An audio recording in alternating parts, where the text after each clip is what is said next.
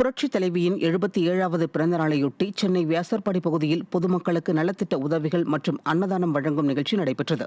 முல்லை நகர் மற்றும் ஜே நகர் பகுதியில் அம்மா பேரவை மாவட்ட செயலாளரும் முன்னாள் மாமன்ற உறுப்பினருமான டி சரவணன் தலைமையில் நடைபெற்ற இந்த நிகழ்ச்சியில் சிறப்பு அழைப்பாளராக வடசென்னை வடக்கு கிழக்கு மாவட்ட செயலாளர் RS ராஜேஷ் கலந்து கொண்டு புரட்சித் தலைவியின் திருவுருவப் படத்திற்கு மலர் தூவி கேக் வெட்டி அன்னதானத்தை துவக்கி வைத்தார். இதையடுத்து ஏழை எளிய மக்களுக்கு சேலை, தண்ணீர் குடம், கிரிக்கெட் உபகரணங்கள், கல்வி உபகரணங்கள் ஆகிய நலத்திட்ட உதவிகள் வழங்கப்பட்டன.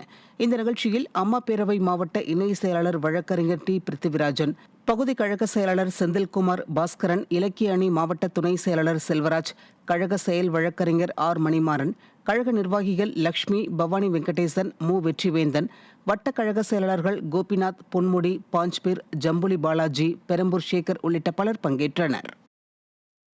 திருவண்ணாமலை கிழக்கு மாவட்டம் அம்மா பேரவை சார்பில் அதிமுக ஆட்சிக் காலத்தில் தமிழக மக்களுக்கு நிறைவேற்றப்பட்ட நலத்திட்டங்கள் அடங்கிய சாதனைகளை விளக்கும் பிரசுரங்கள் வழங்கும் நிகழ்ச்சி நடைபெற்றது. முன்னாள் அமைச்சரும் திருவண்ணாமலை கிழக்கு மாவட்ட கழக செயலாளருமான ராமச்சந்திரன் வெறையூர் பகுதி முக்கிய சாலைகளில் பைக் பேரணியாக சென்று அதிமுக ஆட்சியின் சாதனை விளக்க பிரசுரங்களை மக்களுக்கு வழங்கி திண்ணை பிரச்சாரத்தில் ஈடுபட்டார். அப்போது ஸ்டாலினின் மக்கள் விரோத ஆட்சி குறித்தும் பொதுமக்களிடம் அவர் எடுத்துக் கூறினார். இதில் கழக நிர்வாகிகள் பலர் பங்கேற்றனர்.